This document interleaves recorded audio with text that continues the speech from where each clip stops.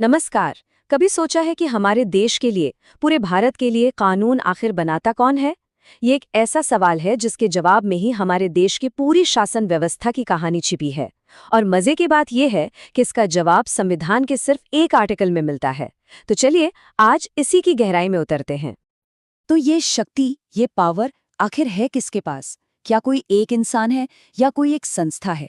इसे समझना हमारे लोकतंत्र को समझने जैसा है। और इसका जवाब, जैसा मैंने कहा, एक नंबर में छिपा है। जी हाँ, वो जादुई नंबर है 79। भारतीय संविधान का आर्टिकल 79। यही वो आर्टिकल है जो हमारे देश की सबसे बड़ी कानून बनाने वाली संस्था की नींव रखता है। तो आर्टिकल 79 कहता है कि संघ के लिए, यानी कि पूरे देश के लिए एक संसद होगी। ये आर्टिकल एक तरह से हमारी पूरी लेजिस्लेटिव बॉडी का ब्लूप्रिंट है। और देखिए, आर्टिकल 79 एक बहुत ही साफ बात कहता है।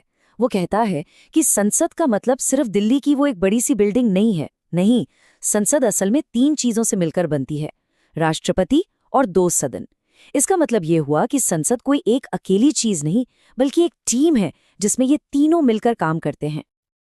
अच्छा, तो ये 3 हिस्से कौन-कौन से हैं? चलिए, अब जरा संसद की इस पहेली के तीनों टुकड़ों को एक-एक करके देखते हैं।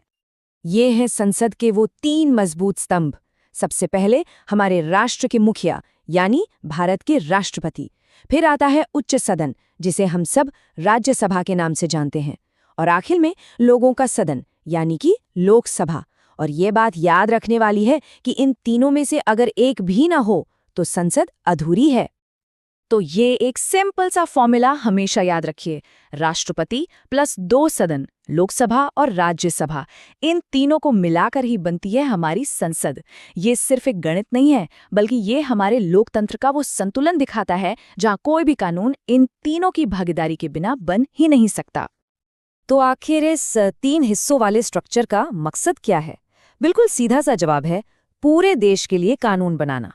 ये ढांचा ही ये पक्का करता है कि कोई भी कानून बनाने से पहले उस पर हर एंगल से, हर स्तर पर सोचा विचारा जाए, बहस हो और फिर सहमति बने।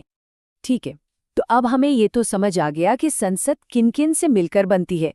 पर जैसे ही एक जवाब मिलता है, एक नया सवाल खड़ा हो जाता है।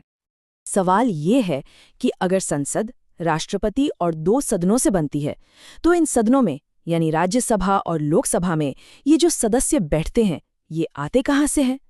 इनका चुनाव कैसे होता है? ये वो सवाल है जो हमें हमारे लोकतंत्र की बिल्कुल जड़ों तक ले जाता है। और इसके बारे में हम आगे जरूर बात करेंगे।